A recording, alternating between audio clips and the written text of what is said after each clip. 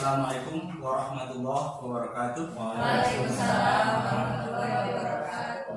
Innal hamdalillah nahmaduhu wa nasta'inuhu wa nastaghfiruh wa na'udzu billahi min syururi anfusina wa min sayyiati a'malina. May yahdihillahu fala mudilla lahu wa may yudlil fala hadiya lahu. Wa asyhadu an la ilaha illallah wahdahu la syarika lahu wa asyhadu anna Muhammadan abduhu wa rasuluh, amma ba'd. Allahumma sholli wa sallim ala sayyidina Muhammadin wa ala alihi wa sahbihi wa man tabi'ahum bi ihsanin ila yaumidin. Yang saya hormati Bapak Kepala Sekolah SD Negeri Ciburial 3, yang saya hormati, saya banggakan rekan-rekan guru, rekan-rekan teman sejawat, yang alhamdulillah pada hari ini, pada kesempatan hari ini kita bisa berkumpul bermuwajahah dalam rangka thalabul ilmi, yaitu saya akan menyampaikan sedikit ilmu dari program CGP, yaitu terkait penyebaran atau menyebarkan pemahaman dan pengamalan dan pengalaman penerapan budaya positif. Nah, sebelumnya marilah kita panjatkan puji dan syukur kehadirat Allah Subhanahu wa taala. Shalawat dan salam kita haturkan kepada Nabi kita tercinta Muhammad SAW, untuk keluarganya, sahabatnya, tabi'un tabi'innya sampai kepada kita selaku umat hingga akhir zaman. Dan sebelum dilanjut kepada proses pemaparan, alangkah baiknya kita berdoa dulu, memohon kepada Allah semoga pertemuan ini diberkahi, dirahmati, dan kita semuanya memperoleh ilmu, menambah khazanah ilmu pengetahuan kita sebagai guru, sebagai tenaga pendidik dan kependidikan. Mudah-mudahan dari kegiatan ini memberikan ilmu yang positif atau budaya yang positif yang nanti bisa kita amalkan di sekolah kita tercinta SD Negeri Ciburial 3. Baik, untuk itulah kita berdoa. A'udzubillahi minasyaitonirrajim. Bismillahirrahmanirrahim. Alhamdulillahirabbil alamin.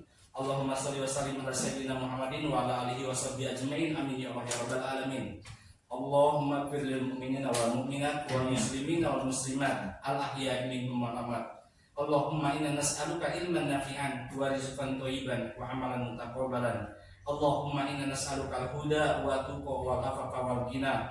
Rabbi zidni ilman warzuqna fahman. Ya Allah, pada kesempatan hari ini kami akan melaksanakan kegiatan diseminasi terkait budaya positif dari program guru penggerak yang akan saya sampaikan di SD Negeri Ciburial 3. Semoga Allah merahmati, memberikan ilmu yang bermanfaat bagi kami, menjadi penerang bagi kami, bagi hidup kami, yang bermanfaat untuk kehidupan kami baik di dunia dan di akhirat nanti.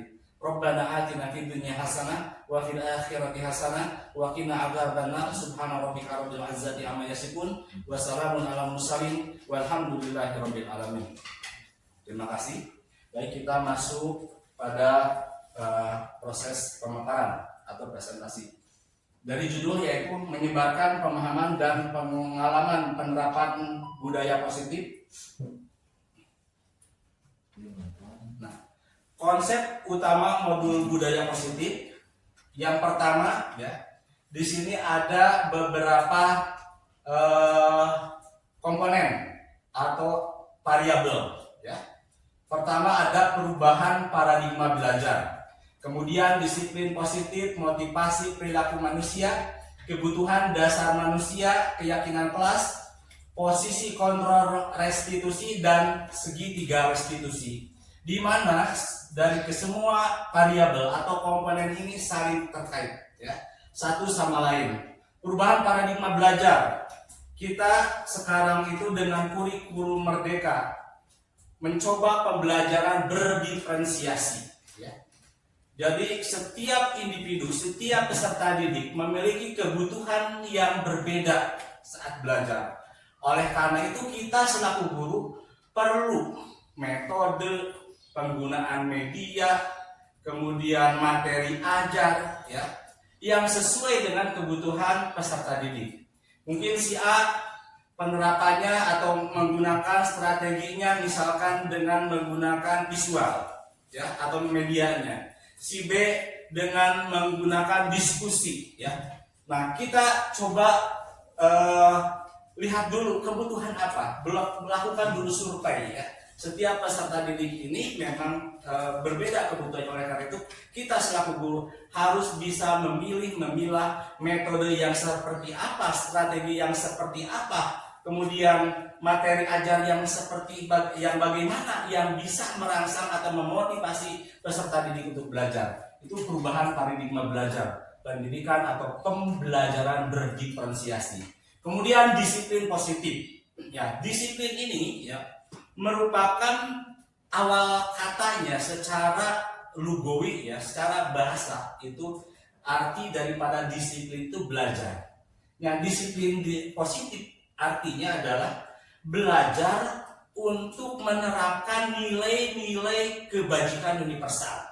Jadi mana kebajikan universal ini adalah konsensus bersama, berlaku global, tidak terbatas ruang, tidak terbatas waktu, tidak terbatas negara A, negara B, semuanya sama, berlaku global. Contoh apa? Kejujuran, ya. Tolong menolong, saling menyayangi, ya. Itu semua, ya. Setiap undang-undang yang dibuat, preambul yang dibuat oleh setiap negara itu pasti ya menggagas bagaimana penerapan kebajikan universal. Nah, kita harus bisa menerapkan kebajikan nilai-nilai universal ini ya kepada kita, antar guru dengan guru, antar guru dengan peserta didik, antar peserta didik dengan peserta didik ya. Nah, itulah sebagai komunitas kita di lingkungan sekolah atau warga sekolah. Kemudian motivasi perilaku manusia. Motivasi perilaku manusia ini kan ada stimulus dan respon. Contoh sekarang saya mohon izin kepada Bapak Ibu untuk menulis hal apa yang paling berharga. Coba barusan yang sudah saya barusan sebarkan ya kertasnya atau sticky note-nya. Hal apa yang paling berharga di hati Bapak Ibu ya dalam kehidupan ini apa coba? Yang paling berharga. Silakan ditulis ya. Setelah itu mohon digenggam ya. Digenggam dalam tangan. Coba silakan tulis hal apa yang paling berharga, yang paling bernilai, yang paling bermanfaat dalam hidup ini. Bebas ya. Pasti berdiferensiasi. Antara Bu Heti, boleh tulis nama ya, silahkan Bu Heti dan Bu Amel mungkin berbeda ya, Bu Haji sama Pak Chandra, Bapak Kepala Sekolah dengan Bu Iis, termasuk Projen juga dan termasuk saya juga pasti ada hal yang berbeda, tapi ada juga mungkin yang sama ya. Sudah semuanya ya, coba dilipat-lipat kemudian digenggam. Kita tunggu. Projen sudah. Silakan tulis hal apa yang paling berharga ya, dalam hidup kita ini. Istri, suami, anak, atau pedoman hidup. Ya. Up to you. What did you like? Ada apa yang Bapak Ibu? Sudah, mohon digenggam. Genggam. Nah, saya akan meminta sampel aja ya supaya tidak terlalu lama ya. Begini Bapak Kepala Sekolah, mohon digenggam ya. Terus yang mau di sini siapa coba yang mengumumkan pendapatnya? Bapak Kepala Sekolah? Siap, Bapak dulu. Ya, yang mau berpartisipasi? Dua, tiga. Ya, boleh. 2 orang. 2 atau 4 orang. Ini pasangan Bapak PKS. Yang satu menggenggamnya, yang satu nanti yang memohon, ya, yang meminta atau yang memberikan stimulus. Siap? Saya siapa?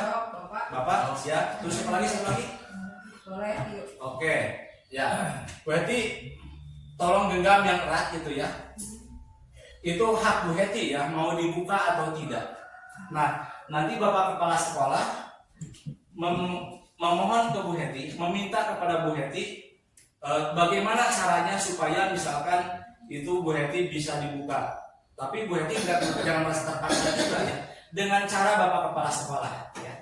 Silakan. Bukan naon. Muka itu yang digenggam ya. Digenggam. Ya, kan penasaran apa yang ditulis barusan itu.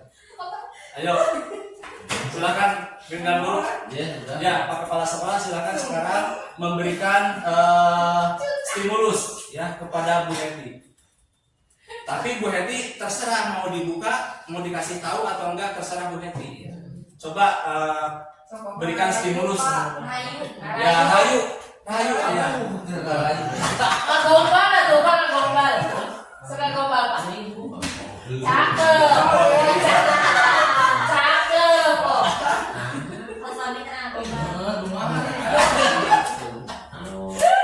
Silakan terserah Bapak Kepala Sekolah bebas gitu ya, mau bagaimana, mau bentuk apa permohonan bahasa yang puitis gitu ya, sampai misalkan Bu Heti teh si hatinya teh luntur mantap Ya, meminta. ya meminta ya Yang digenggamnya. ya yang digenggamnya apa itu gitu. Apa itu berarti? Apa? Kain apa? Yang digenggam. Guru lah Pak Den. Untuk apa?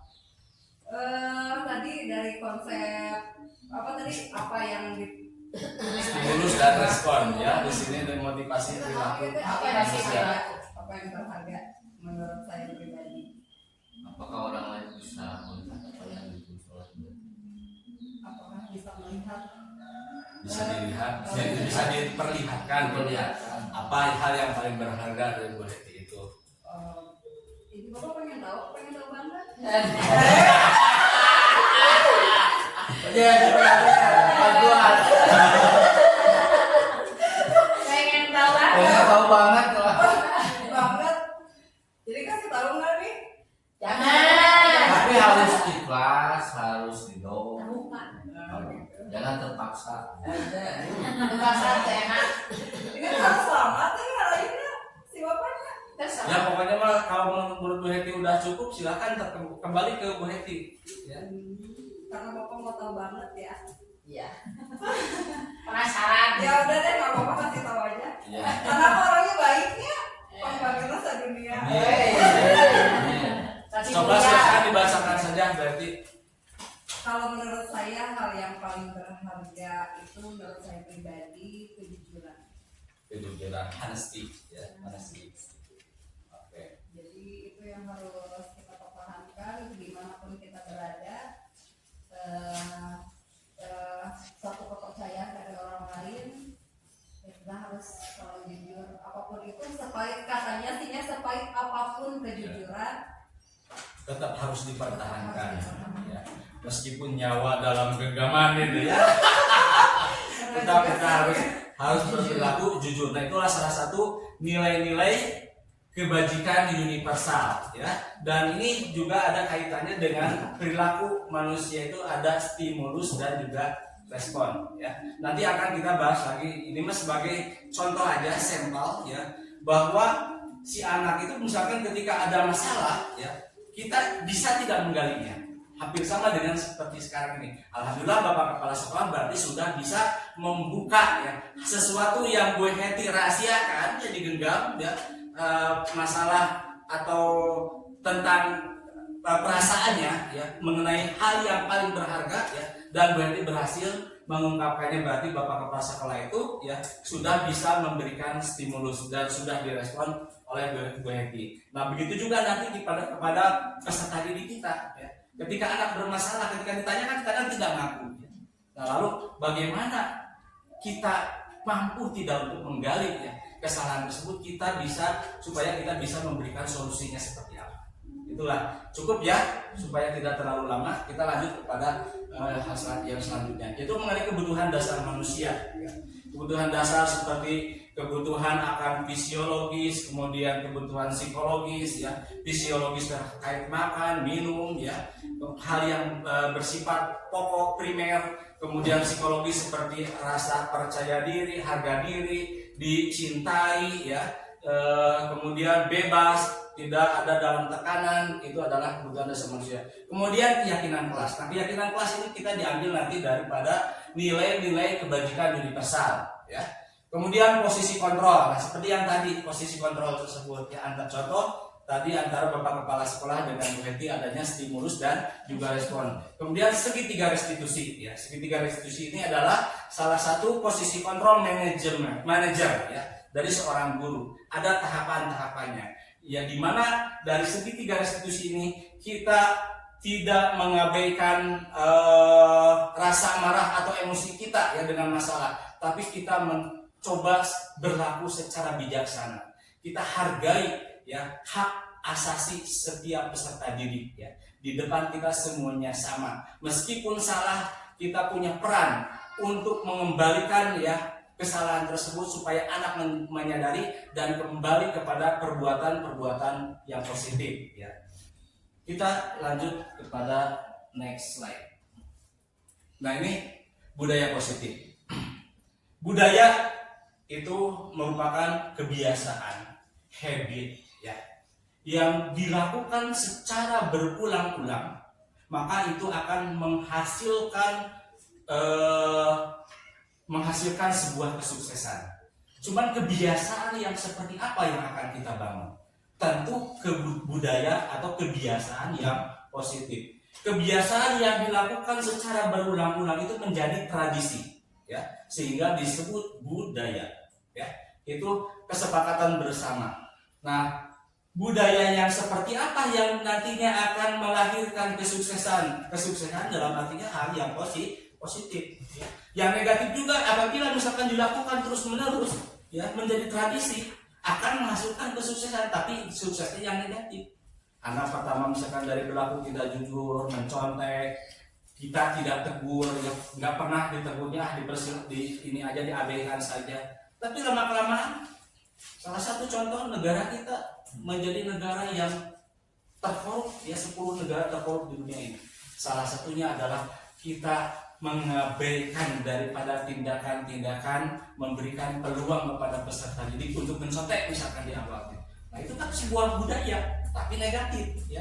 Berhasil sukses menjadi perampok ulung, misal koruptor di negara kita, kan kebiasaan atau budaya yang negatif. Nah, di sini kita akan coba ya. Kita akan mencoba mengimplementasikan, mengaktualisasikan budaya-budaya positif di sekolah ini. Bukan hanya untuk kita ya, tapi untuk seluruh elemen pendidikan ya. Bukan hanya untuk peserta didik, tapi termasuk kita semua. Hubungan guru dengan guru, antara guru dengan siswa, siswa dengan siswa ya, guru dengan orang tua, guru dengan komite sekolah. Pokoknya seluruh elemen terkait di dalam dunia pendidikan itu, seluruh stakeholder saling terkait untuk mengimplementasikan, untuk mengaktualisasikan budaya positif ini. Apa itu ya? Seperti yang ada di slide ini, yaitu nilai-nilai, keyakinan-keyakinan dan kebiasaan-kebiasaan di sekolah yang berpihak pada murid agar murid dapat berkembang menjadi pribadi yang kritis, penuh hormat, bertanggung jawab sesuai dengan profil pelajar Pancasila. Apabila kita coba merelevansikan atau menghubungkan, mengkorelasikan dengan profil pelajar Pancasila, di mana ada sekitar 6 ya, 6 komponen. Satu mulai beriman dan oke.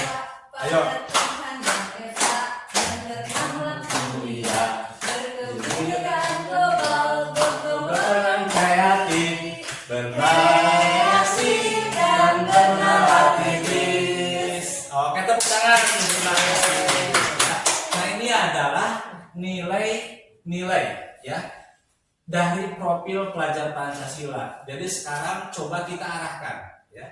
Dari kebajikan nilai universal itu ada ya dikemas dalam profil pelajar Pancasila. Jadi peserta didik kita arahkan tujuannya itu ke sini ya. Dengan mencoba menggali nilai-nilai kebajikan universal tersebut ya.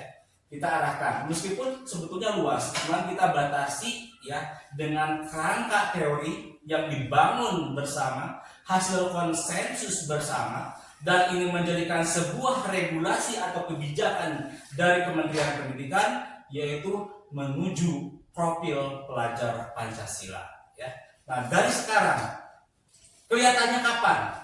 Sesuai dengan visi ya. Visi misi kita membawa dengan mencoba yang mengimplementasikan nilai-nilai ini. Mudah-mudahan 5 tahun, 10 tahun, 20 tahun yang akan datang ada perubahan di negara kita dengan dimulai dari kita sebagai guru ya, dengan menerapkan budaya-budaya positif ini. Kita lanjut. Nah, ya, perubahan paradigma belajar dari teorinya William Glasser dalam Control Theory meluruskan beberapa miskonsepsi ya tentang makna kontrol sebagai awal perubahan dalam paradigma belajar yang selama ini kita yakini ilusi mengontrol siswa. Tadi seperti Bapak kepala sekolah ya, ilustrasi mengontrol Bu Happy ya itu. Pada dasarnya kita tidak akan dapat memaksa siswa untuk berbuat. Tadi Bapak kepala sekolah pun tidak bisa memaksa ya, tidak bisa mengintimidasi, tidak bisa memberikan tekanan ya. Tapi dengan gaya bahasanya Bapak kepala sekolah yang bijaksana ya, akhirnya Bu Heti mau ya mengeluarkan apa hal yang berharga pada dirinya. Contohnya seperti itu ya.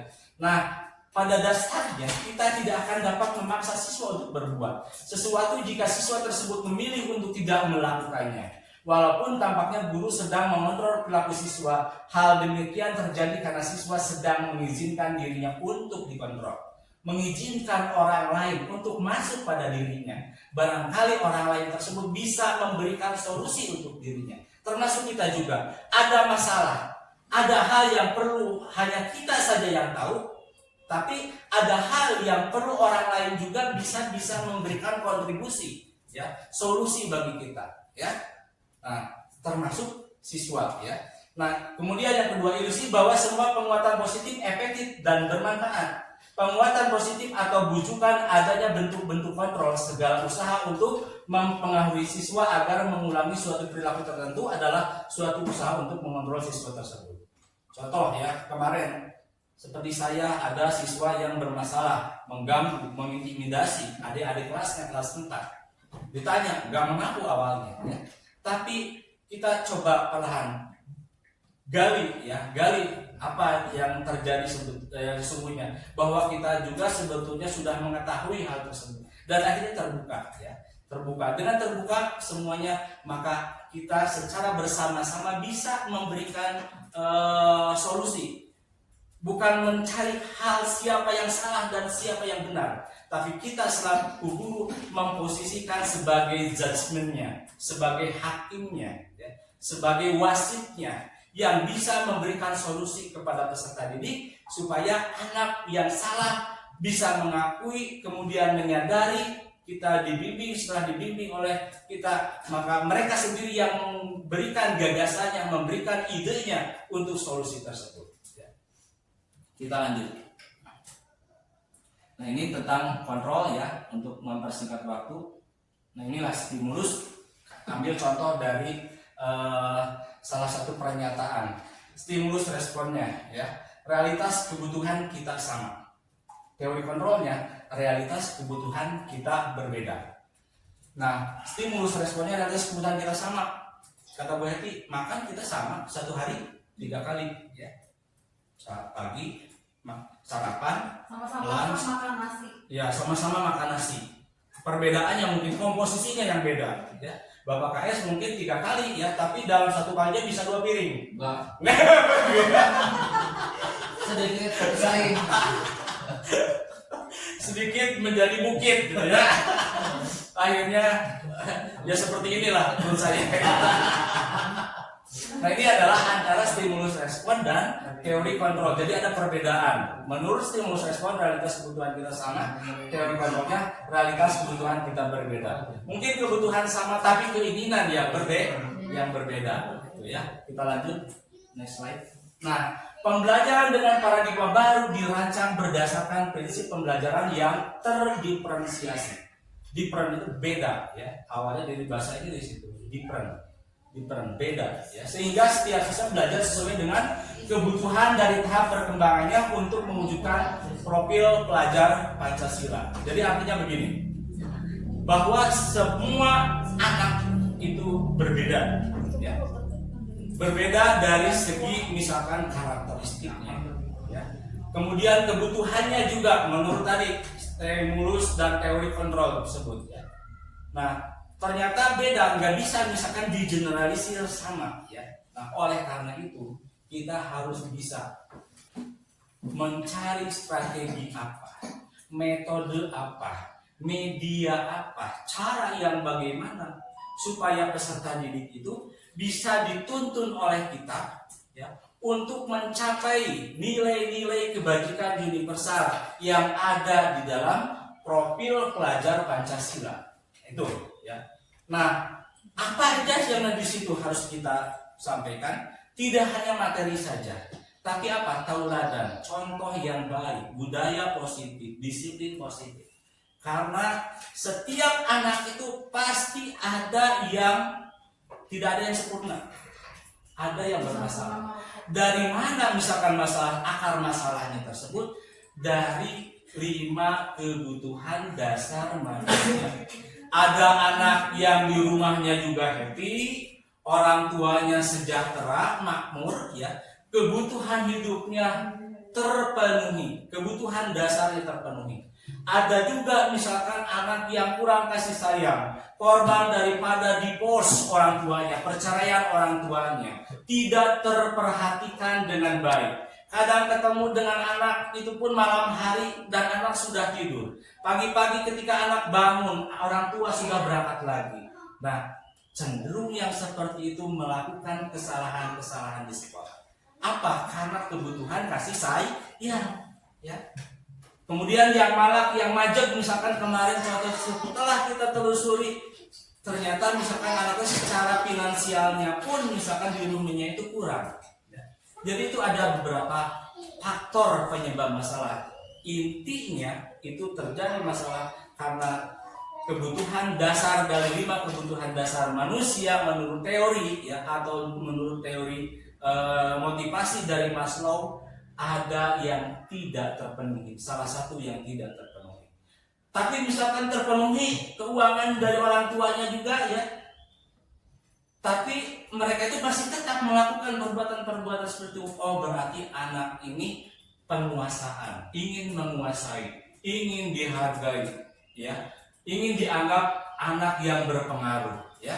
Nah, seperti itu. Jadi kita harus bisa mencari solusinya, diawali dari mencari akar masalahnya dulu supaya kita bisa menyelesaikan permasalahan tersebut. Nah, disiplin positif, Ki Hajar Dewantara menyatakan bahwa untuk mewujudkan siswa yang merdeka, siswa harus memiliki disiplin yang kuat dan berasal dari dirinya atau berasal dari luar diri, yang dinyatakan dalam bukunya yaitu Pemikiran Konsepsi Keteladanan Sikap Mereka. Jadi faktor disiplin itu bisa juga dipengaruhi, ya, oleh siapa? Faktor ekstrinsik, bisa juga dari guru, bisa juga misalkan dari lingkungan rumah, ya, karena terbiasa. Mohon izin kita rehat dulu sebentar, ya, karena azan. Kita dulu aja. Kita dengarkan dulu azan, setelah selesai kita lanjutkan.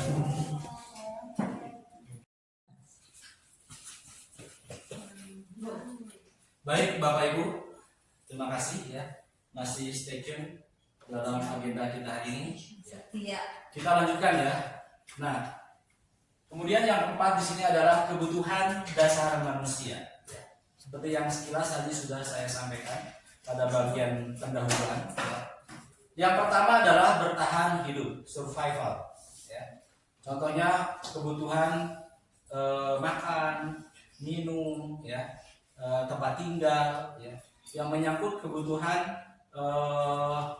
untuk jasmani, ya, dan juga rohani untuk yang kedua dikasih sayang, psikologis. Tadi fisiologis, ya, bertahan hidup, survival. Kasih sayang dan merasa diterima, love and belonging. Ya.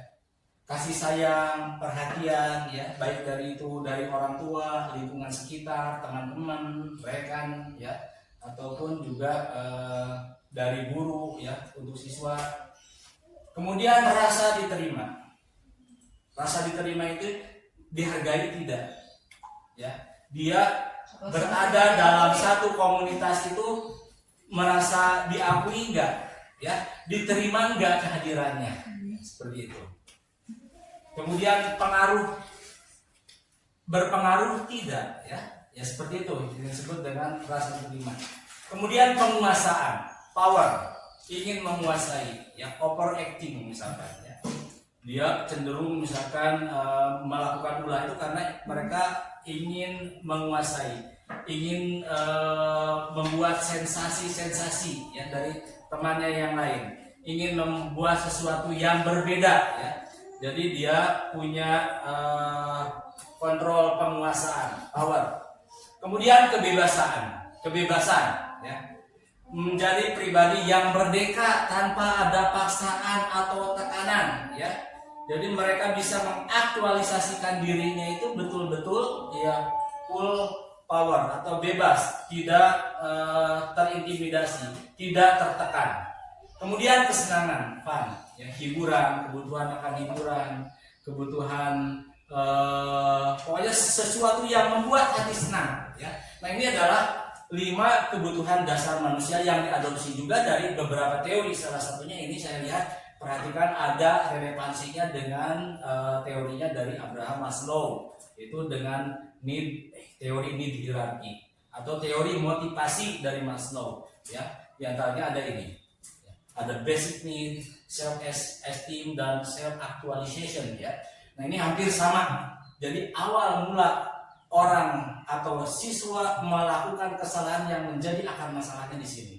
Jadi nanti saya akan mencobakan memaparkan terbagi kepada 3 komponen atau 3 variabel dalam suatu penelitian itu. Yang pertama variabel akar masalah, penyakit. Yang kedua intervening variabel, ya. Yang ketiganya adalah obat, ya, atau solusi, ya. Penyakit, anamnesa, ya, diagnosa penyakit, anamnesa, lalu apa, medicine, obatnya seperti apa. Dan 3 komponen penting. Pertama, kebutuhan dasar manusia itu menjadi akar permasalahan. Interveningnya apa? Posisi kontrol, ya, posisi kontrol. Kemudian solusi atau obatnya apa? Segitiga restitusi, ya. Tahu misalkan penyakit batuk, apa obatnya? OBH misalkan, ya. OBH itu apanya? Kita analogikan OBH itu segitiga restitusi. Posisi kontrol yang menjadi intervening variabel itu apa? Anamnesanya, tahapannya harus diminum berapa kali misalkan, ya, obat tersebut, OBH tersebut 2 kali 1, 3 kali 1. Nah, ini sebuah analogi, ya, kalau kita analogikan dengan jenis-jenis penyakit, ya. Ini anggaplah, ya, anak yang bermasalah itu penyakitnya akar masalahnya dari 5 kebutuhan dasar manusia yang belum terpenuhi, ya, belum terpenuhi secara maksimal. Nah, ini adalah posisi kontrol. Awas, jangan sampai ketinggalan, ya, R-nya. Kontrol. Posisi kontrol. Nah, posisi kontrol ini saya nyatakan sebagai intervening variable, ya. Di mana yang satu misalkan guru itu memposisikan diri sebagai penghukum. Yang kedua pembuat rasa bersalah. Yang ketiga teman, yang keempat pemantau, yang kelima manajer. Ini anamnesa dari diagnosa yang salah tadi, misalkan diagnosanya apa? Tidak terpenuhi kebutuhan dari 5 dasar kebutuhan manusia. Dan ini 5 posisi kontrol itu sebagai anamnesanya berapa? Misal obatnya udah jelas tadi segitiga restitusi, ya. Digunakan segitiga restitusi itu. Anamnesanya ada di sini. 1 penghukum. Yang bagaimana penghukum? Contoh anak datang terlambat, ya, disuruh oleh kita untuk menghormat bendera, itu penghukum atau konsekuensi? Coba. Penghukum. Anak mengganggu temannya, disuruh berlari di lapang 5 putaran, penghukum atau konsekuensi? Penghukum, bagus. Kalau misalkan anak, ya, memecahkan kaca, kemudian sama kita disuruh ganti untuk supaya kembali seperti semula kaca tersebut, konsekuensi. Nah, jadi di sini ada yang penghukum, ada yang konsekuensi. Tapi kalau misalkan anak terlambat ketika pelajaran olahraga sama pajak disuruh untuk berlari, penghukum apa konsekuensi? Masih penghukum ya, meskipun di dalam pelajaran olahraga. Tapi di sini ada dua persepsi. Ada juga yang menyatakan konsekuensi karena masih relevan dengan pelajaran olahraga. Tapi bagi saya memang sepakatnya itu penghukum gitu ya. Tapi kalau yang berkaitan misalkan dengan kesalahannya, anak motorin kelas disuruh nyapu, disuruh ngepel, berarti konsekuensi logis daripada kesalahan yang dia perbuat. Nah, yang kedua, pembuat rasa bersalah. Ya, pembuat rasa bersalah. Contohnya, jangan berisik, ya nanti bapak ditegur sama bapak kepala sekolah. Itu kan pembuat rasa bersalah, anak merasa bersalah. Lalu nanti kalau misalkan kita ribut, kasihan tuh Pak Agus, dimarahin nanti sama Pak Eri. Ya, pembuat rasa bersalah. Teman, ya, tolong ya jangan berisik, tolong bantu bapak ibu, ya. Ibu sekarang lagi mengerjakan tugas juga ini CGP, ya. Tolong bapak jangan berisik, jangan ribut di kelas. Itu memposisikan diri sebagai teman, tolong bantu bapak ibu, ya. Pemantau, ya. Kalau pemantau itu kita analisis, ya. Perhatikan, ini anak kenapa sering terlambat, ya. Kemudian misalkan tangannya ketika salaman kenapa ini kasar tangannya, ya. Kemudian sering sakit, ternyata anak tersebut tidak tinggal bersama orang tuanya, tinggal dengan bibinya atau tuanya, dan di situ dikerjakan, disuruh nyuci, bukan dimanfaatin tenaganya, ya. Ada yang seperti itu kebutuhan kelas. Ternyata setelah diselidiki oleh kita, bertanya kepada guru sebelumnya, Bu Iis, yang gimana Bu ini Putri teh, ternyata nah itu pemantau berarti posisi kita itu, memantau kenapa anak sering terlambat, kenapa sering tidak masuk. Ternyata dia diperlakukan layaknya pembantu, ya, pembantu rumah tangga itu. Karena kedua orang tuanya misalkan nggak tinggal serumah, ya, atau sudah meninggal misalkan seperti itu. Terus manajer. Nah, posisi manajer ini adalah yang menerapkan, ya, segitiga restitusi, ya, segitiga restitusi. Nah, seorang manajer telah memiliki keterampilan di posisi teman, ya, maupun pemantau. Dengan demikian bisa jadi di waktu-waktu tertentu kembali kepada kedua posisi tersebut bila diperlukan. Kemudian guru pada posisi ini biasanya posisi di mana guru berbuat sesuatu bersama dengan siswa, mempersilahkan siswa mempertanggungjawabkan perilakunya, mendukung siswa agar dapat menemukan solusi atas permasalahannya sendiri yang dilakukan guru pada posisi manajer. Biasanya mengajukan pertanyaan-pertanyaan terkait nilai kebajikan yang telah diyakininya, atau pertanyaan yang berkaitan dengan solusi yang ditempuh berkaitan dengan pelanggaran tata tertib. Jadi posisi manajer ini sudah memerankan posisi kontrol yang lain. Posisi kontrol selaku teman, posisi kontrol selaku pemantau, ya. Kemudian dilakukan secara bertahap. Contoh, ya, anak kelas 6 ada yang ngalahin, ya. Kemudian ada yang mengintimidasi, ya, kepada peserta didik siswa kelas 4, siswanya Bu Heti, ya. Nah, di situ kita cari, kita gali apa permasalahannya, kebutuhan dasar apa, ya, yang belum terpenuhi. Ternyata anak tersebut misalkan di rumahnya pun bergaul bebas, kurang terperhatikan, kurang kasih sayang. Bahkan aku sendiri, saya memang nggak senang di rumah teh, ya.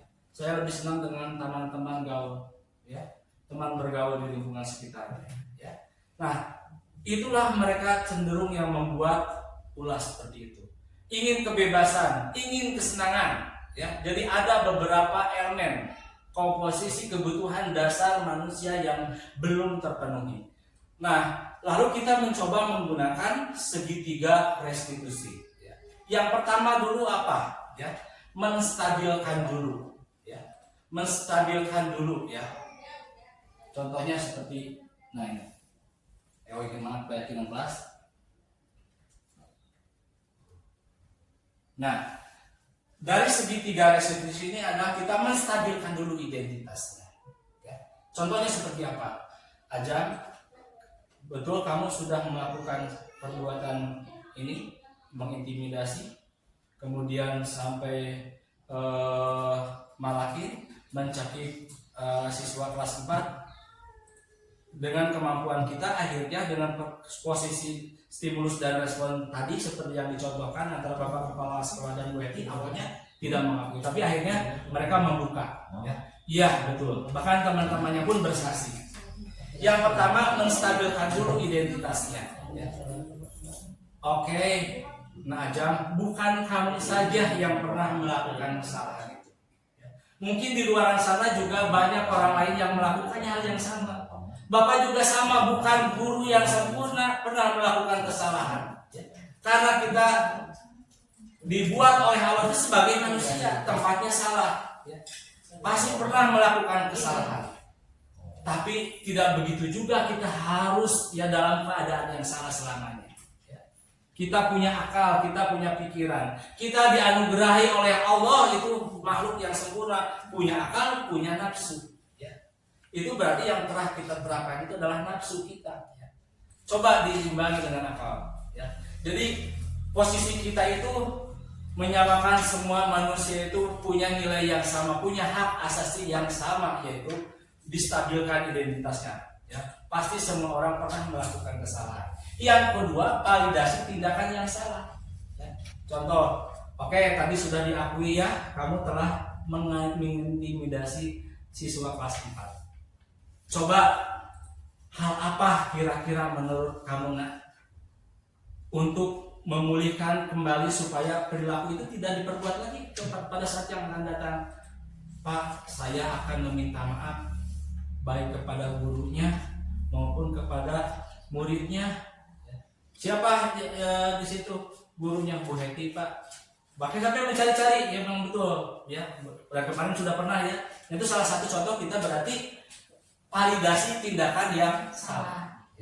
Kemudian masuk kepada menanyakan keyakinan. Kira-kira perbuatan tersebut dibenarkan tidak menurut keyakinan yang telah kita sepakati bersama. Nah, keyakinan kelas itu hampir sama dengan tata tertib, peraturan, cuman redaksinya yang berbeda di sini mengandung nilai-nilai kebajikan universal. Contoh, tidak boleh membuang sampah sembarangan, kan peraturan kan, itu tata tertib. Keyakinannya apa coba kira-kira? Keyakinan sayangi lingkungan, sayangi lingkungan. Itu kan nilai kebajikan universal. Nah, kamu kemarin telah melakukan seperti itu. Coba keyakinannya apa? Sayangi teman, sayangi dan cintai teman, kasih sayang sesama.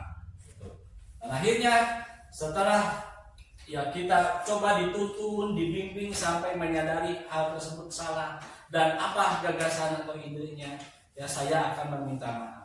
Kemudian yang menendang maskom pun nanti Mas, saya ketika Bu Heti akan coba menanyakan hal apa yang bisa dibantu oleh saya, seperti itu. Nah, itu adalah salah satu konsekuensi atau tanggung jawab, nilai rasa tanggung jawab dari anak yang bersalah. Bukan kita yang meminta, bukan kita yang menyuruh. Berbeda disuruh dengan sadar diri. Dari itu panggilan dari hati anak.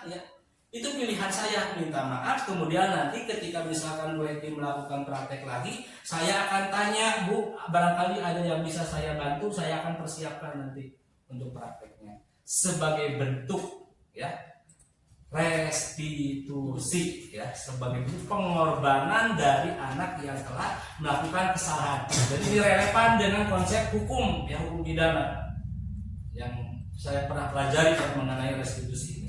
Kalau di hukum pidana mah yang terpidana sebagai bentuk tanggung jawab atas kesalahan kepada korban itu apa? Bisa bentuk materi, bisa bentuk tenaga, bisa bentuk pikiran, bisa bentuk fisik atau psikologis. Yang meninggal misalkan suaminya dinikahi istrinya sama siang jadi narapidana atau kayak gitu. Itu resti itu sehingga itu contoh hanya candaan saja gitu ya. Jadi bagaimana ya menuntun kita itu selaku guru menuntun peserta didik supaya menyadari akan kesalahannya dan dia sendiri yang mengeluarkan idenya, gagasannya, solusinya untuk dia sendiri ya, untuk anak yang besar. Seperti itu ya. Nah, baik, ini gambarannya.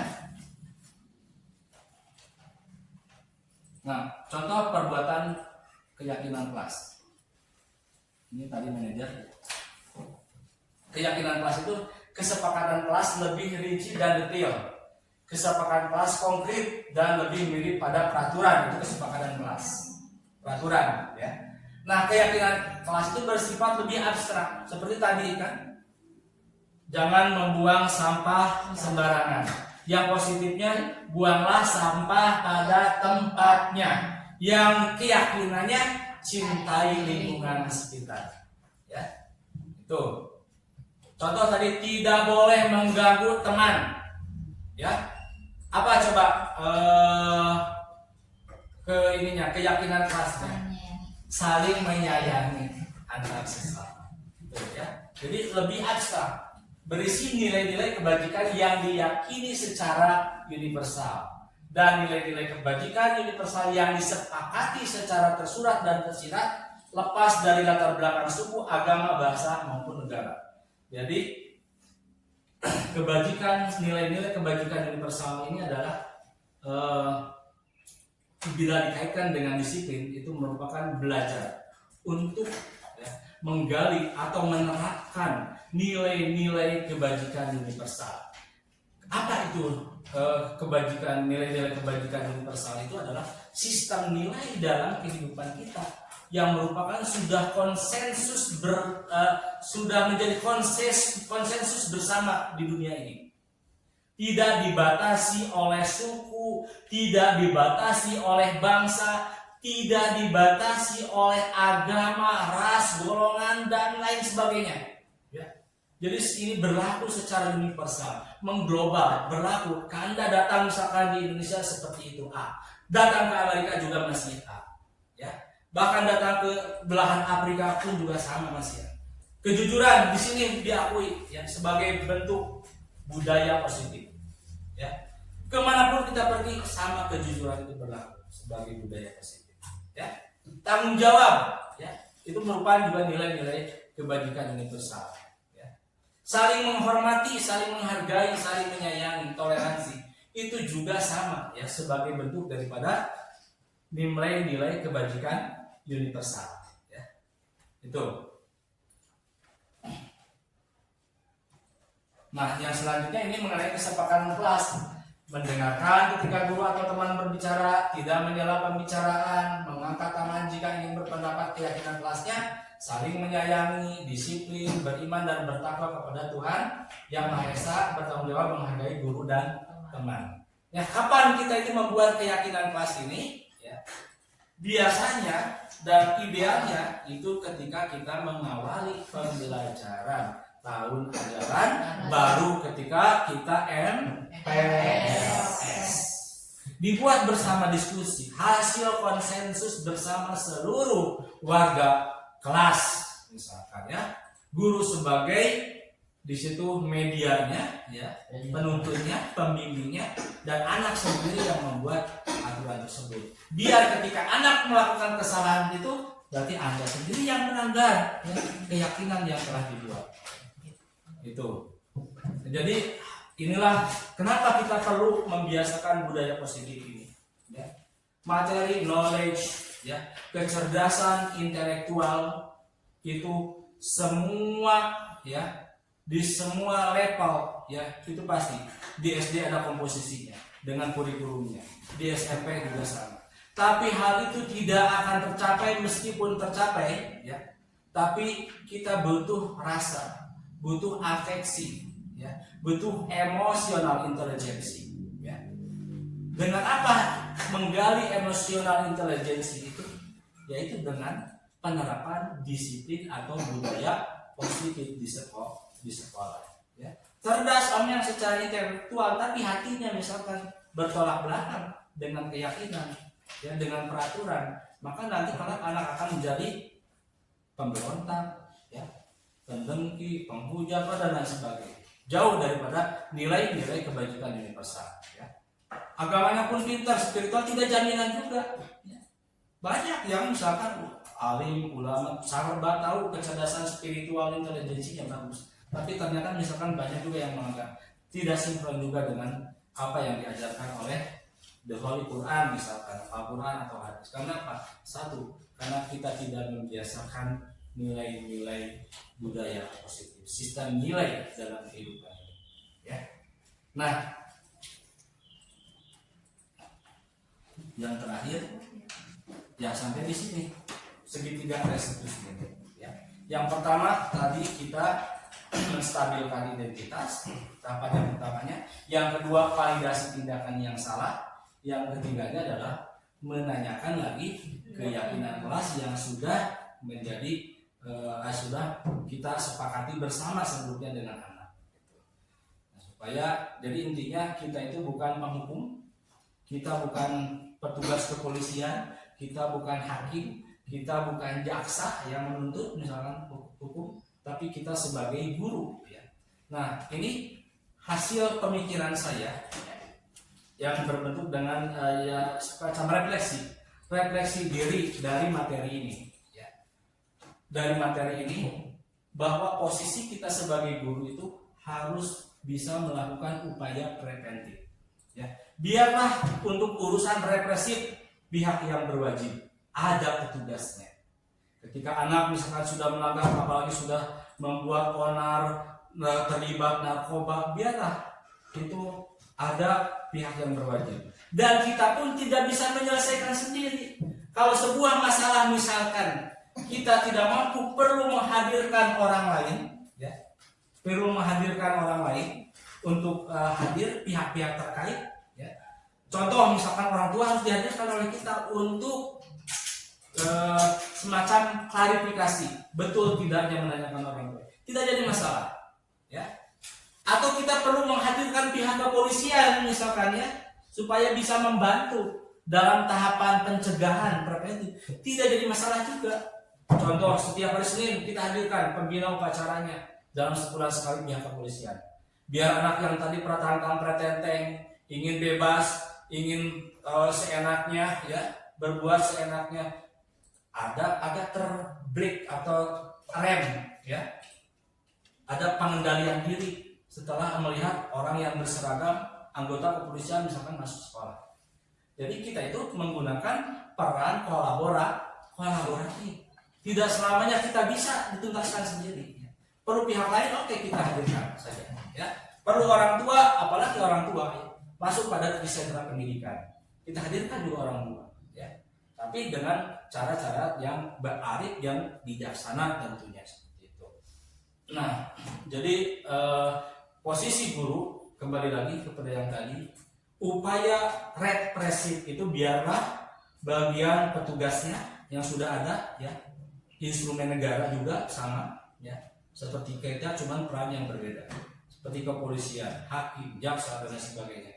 Tapi kita selaku guru, ya, harus melakukan upaya pencegahan sejak awal, sejak dini, mulai dari PAUD juga, mulai dari SD juga, ya, supaya kebiasaan-kebiasaan tersebut yang positif itu diulang terus sehingga menghasilkan anak pribadi-pribadi yang bernilai dan yang bermanfaat untuk dirinya, untuk bangsa, negara, dan agama. Itu kita melakukan pencegahan. Dengan apa pencegahan tersebut? Yaitu tadi posisi kontrol. Ya. Masalahnya apa juga harus tahu. Kita gali dari 5 komponen kebutuhan dasar manusia. Caranya apa? Anamnesanya untuk menyelesaikan diagnosa masalah tersebut. Anamnesanya satu, posisi kontrol. Ya. Penghukum boleh tidak? Boleh saja, tapi bukan hukuman pidana atau perdata, tapi hukuman yang sifatnya edukatif, hukuman edukatif. Yang bicara kasar, ya, kancing, coplok, coba kita biasakan.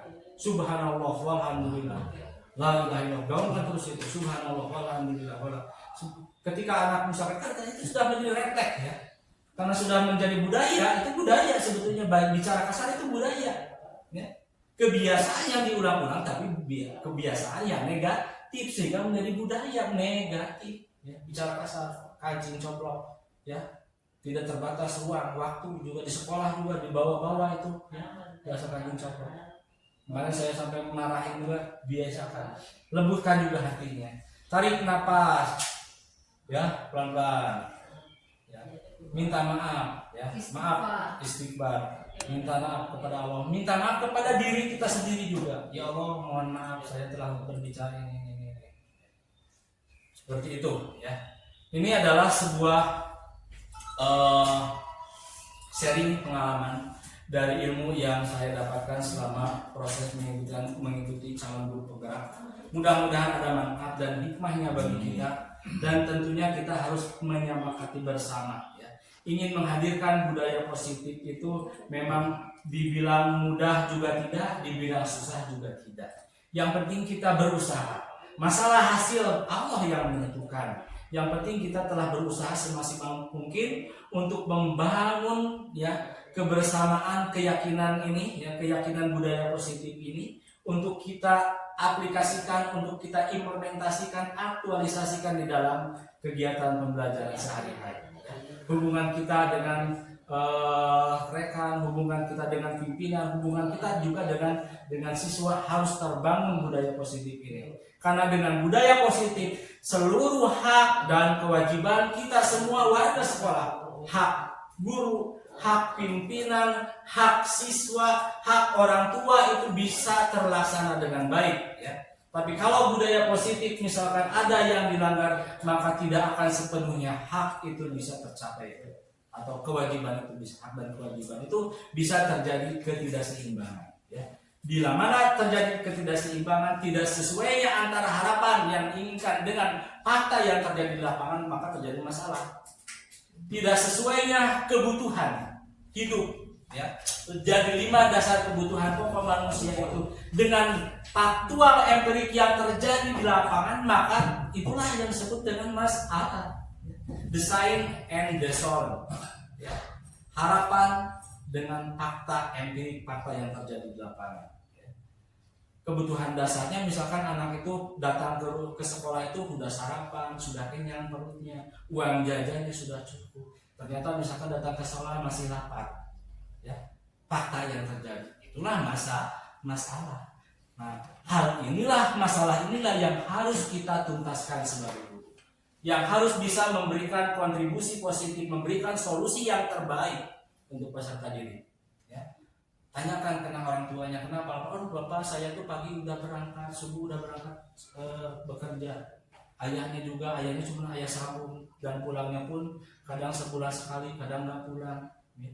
Sementara saya harus menafkahi anak, ya, anak dari yang pertama dan anak yang dari ayahnya yang sekarang dan lain sebagainya. Ternyata seperti itu. Nah, coba kita bangun komunikasi dengan orang tua. Kira-kira ada solusi apa yang terbaik kita bangun, ya. Jadi itu sebagai bentuk perhatian kita, ya, kepada peserta didik. Kita harus ada empati, ya, ada perasaan kepada peserta didik. Ya, seperti itu yang bisa sampaikan. Mudah-mudahan bermanfaat, khususnya bagi saya pribadi dan juga untuk rekan-rekan.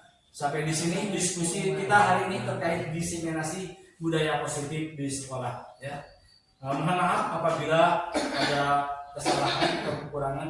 Dan untuk sesi kedua, ya, untuk presentasi saya sampai di sini. Dan untuk sesi kedua saya akan buka beberapa pertanyaan dari rekan-rekan, dan satu persatu bertanya langsung saya jawab, ya. Silakan, ada yang bertanya. Terima kasih. Assalamualaikum warahmatullahi wabarakatuh. Paling ini Pak dari saya. Assalamualaikum warahmatullahi wabarakatuh. Waalaikumsalam warahmatullahi wabarakatuh. Ini ya berkaitan dengan sesuai fakta gitu ya sekarang yang terjadi di khususnya di negara kita.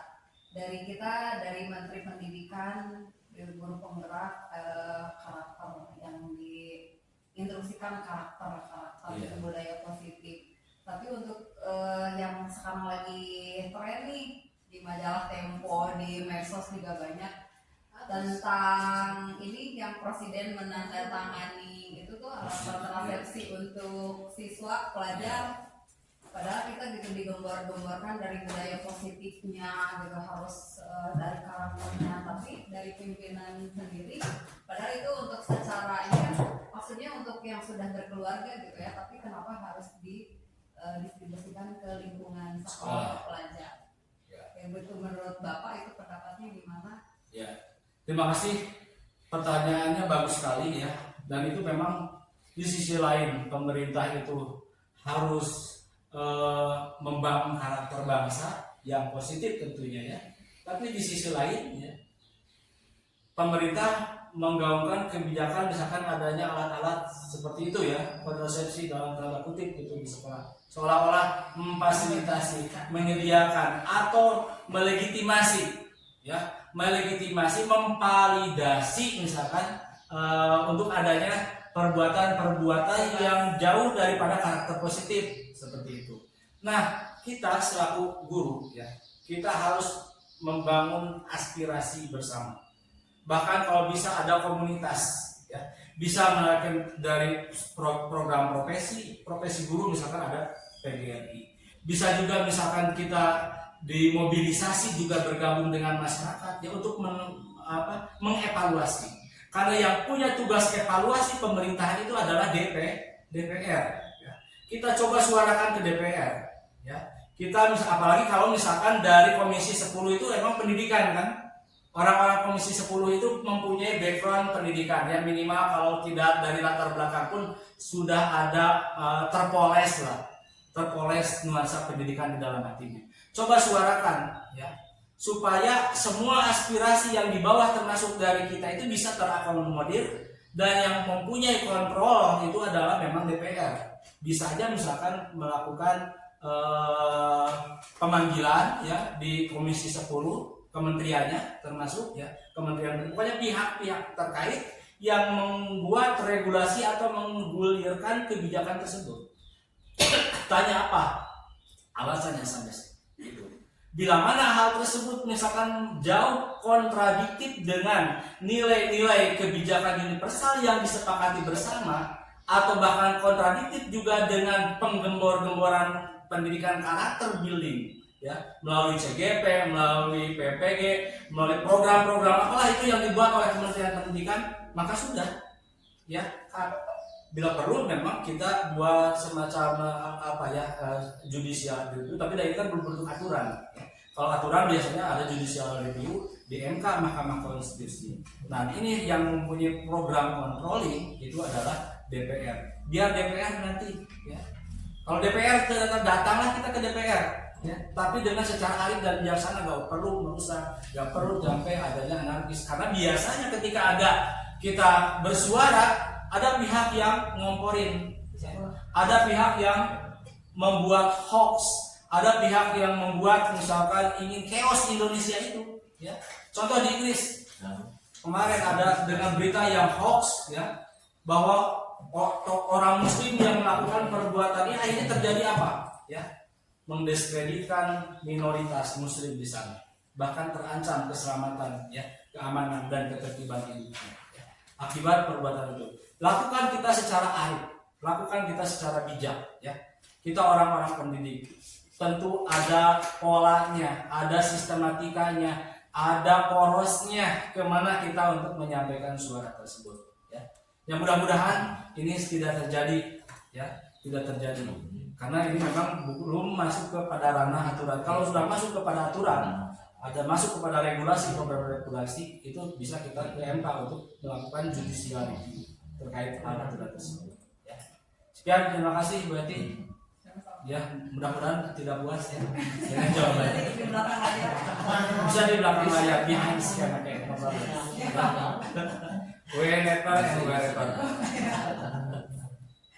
ya, ada lagi yang lain? Oke, silakan Bro. Saya bagus. Siap. Terkait hal-hal yang baru saja kita ketahui bersama mungkin ya, bahwa dari mungkin pemerintah atau BPIP ini melarang siswa apa namanya, berjilbab dalam kegiatan IKN. Nah ini kalau menurut saya bertentangan dengan adanya P5 di sekolah. Artinya di P5 itu ada yang dinamakan dimensi pertama, yaitu dimensi beriman kepada Tuhan Yang Maha Esa. Nah mungkin dari kasus ini kalau menurut saya, jadi apa fungsi P5 itu ketika P5 itu berbenturan dengan aturan yang dibuat pemerintah? Padahal P5 itu sejatinya adalah menurut yang beriman bertakwa itu dimensi pertama adalah toleransi. Tapi kenapa dengan aturan ini nilai toleransi tersebut tidak ada gitu? Mungkin ini hanya sebagai pendapat, dan dari apakah bisa di kolaborasi atau di apa seperti budaya positif ini dikaitkan, korelasikan itu seperti apa menurut Pak Agus ini, seperti pendapatnya? Ya. Oke, terima kasih ya Bro Jen. Pertanyaan yang luar biasa, tangan juga.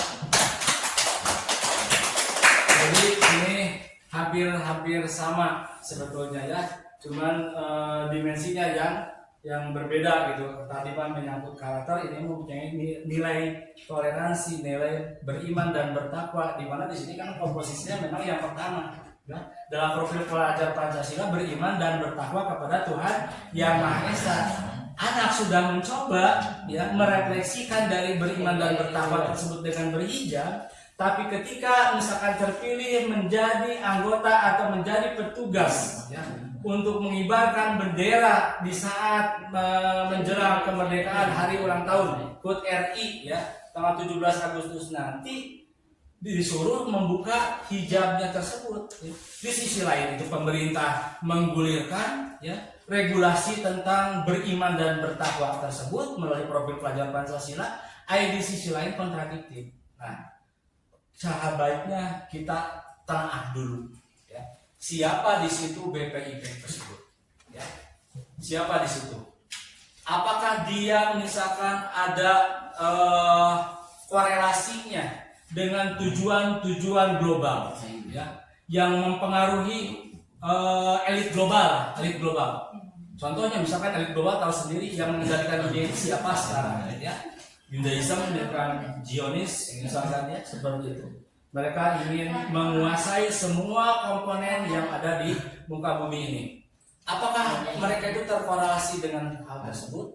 Nah, kita analisa dulu sebelumnya, tengah dulu.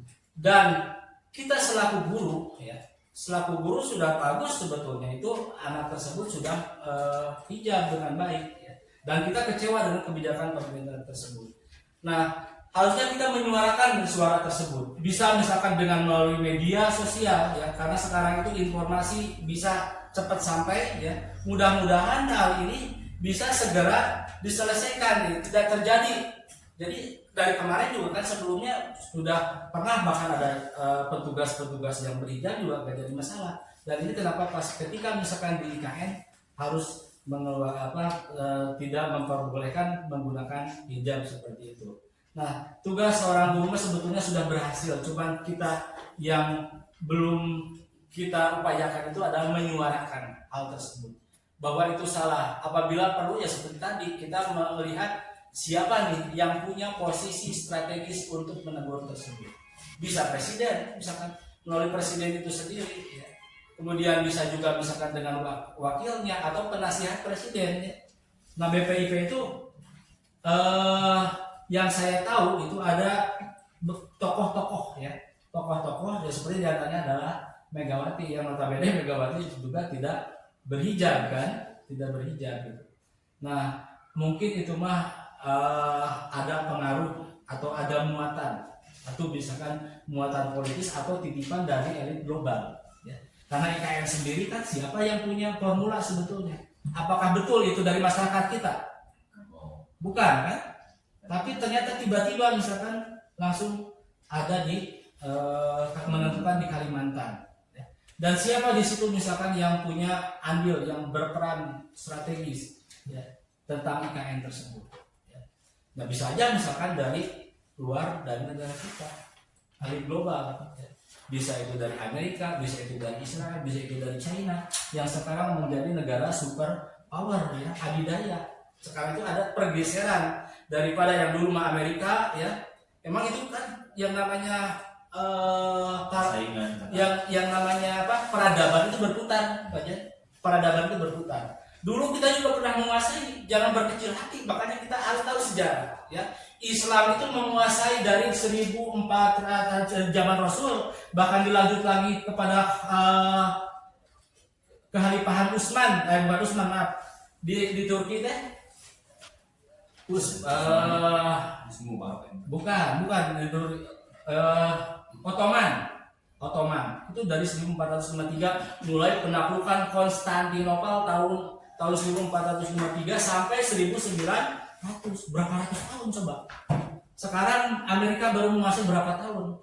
Ya, dari kita merdeka sampai sekarang 100 tahun juga belum. Ya. Itulah akan ada nanti hidup roda itu berputar. Ya. Nah, mereka ini yang mempunyai pengaruh tersebut cenderung menguasai semua sendi kehidupan, termasuk adalah karakter tersebut. Ya. Menghilangkan hijab, bahkan di Eropa itu ada Islamophobia. Ya. Kita itu betul-betul merasa terdiskreditkan ya. Tugas kita apa? Satu, berdoa mah sudah pasti gitu ya. Tapi doa itu harus disertai dengan action juga. Menyuarakan ketidaksetujuan kita, tapi harus kepada tempatnya yang betul, on the right place. Kepada tempat yang betul bisa menyuarakan atau bisa berpengaruh gitu, supaya sampai bisa memberikan nasihat-nasihat yang positif, yang mempunyai nilai-nilai kebajikan dan berpengaruh juga. Yang berpengaruhnya apa? Yang mempengaruhi itu apa coba?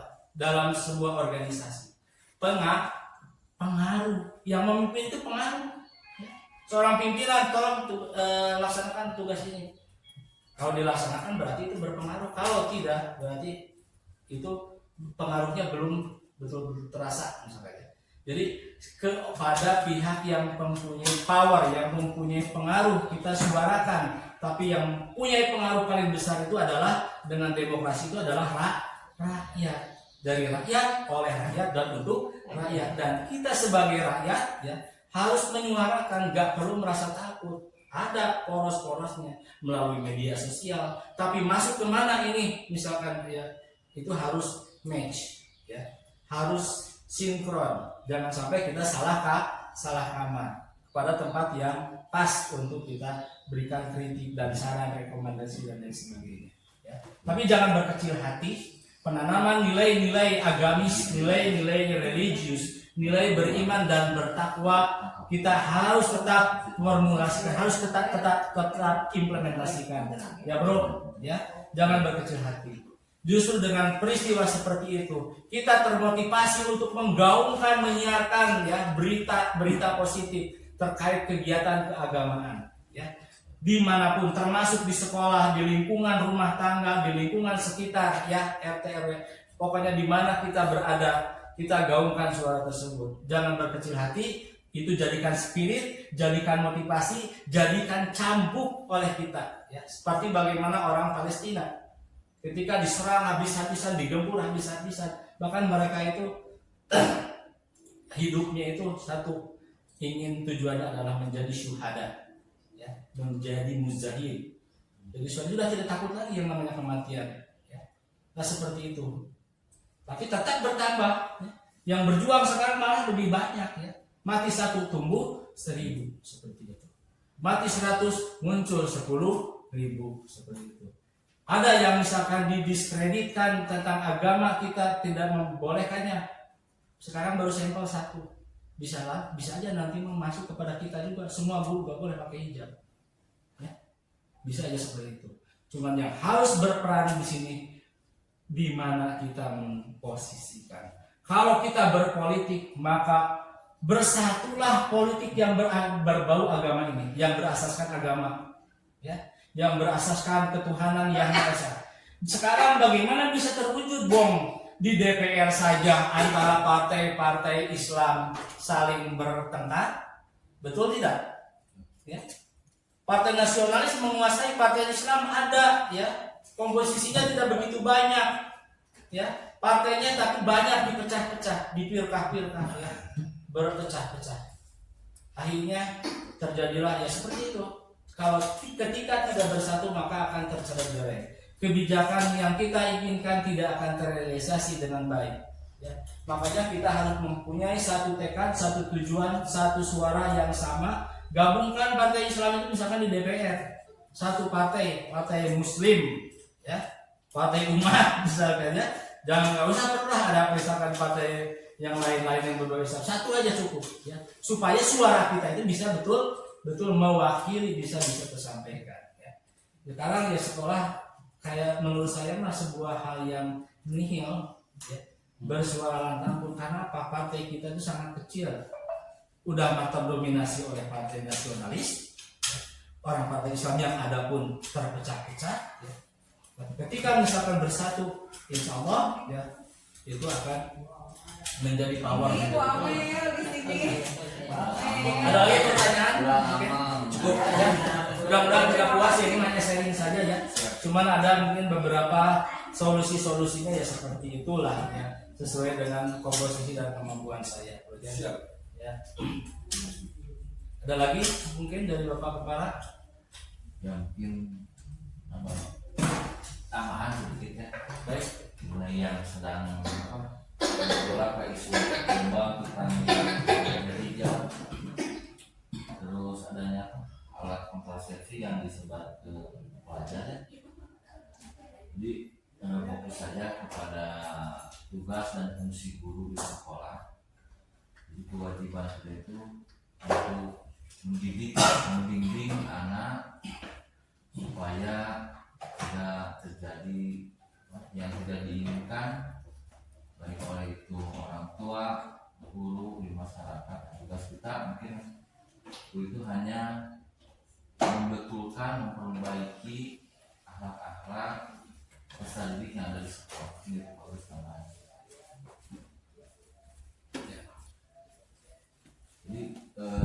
Jadi harus fokus terhadap tugas dan fungsi guru saja di sekolah. Kita menjalankan kewajiban kita diberikan amanah. Sebab tidak mungkin kalau orang lain itu bisa masuk ke instansi ke sekolah. Misalkan tukang bangunan tidak mungkin masuk. Dan kita ini sebagai pendidik melalui tahapan-tahapan, mungkin tidak ujung-ujung langsung menjadi guru. Ini sebenarnya suatu proses. Ya suatu proses lah. Berarti kita sudah diamanatkan itu betul-betul.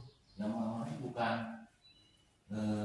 manusia, yang mengamanati kita itu adalah Allah SWT. Dan kita itu bisa merefleksi kenapa kita menjadi guru, kenapa itu melalui perjalanan yang tidak mudah, yang Bapak rasakan. Mungkin Bapak Ibu guru juga sama, ada perjalanan yang harus dilalui di sini. Ada dari basicnya yang dari mana itu yang harus kita sebuah amanah itu harus dijalankannya, itu harus betul-betul karena kita sudah dipercayakan oleh Tuhan. Itu bagus. Ya, terima kasih banyak Bapak Kepala Sekolah. Ini berarti refleksi buat kita ya. Jadi guru itu bukan ujung-ujung kita terdampar di sini ya, tapi dari proses, dari usaha kita ya. Usaha kita dan qadarullah gitu.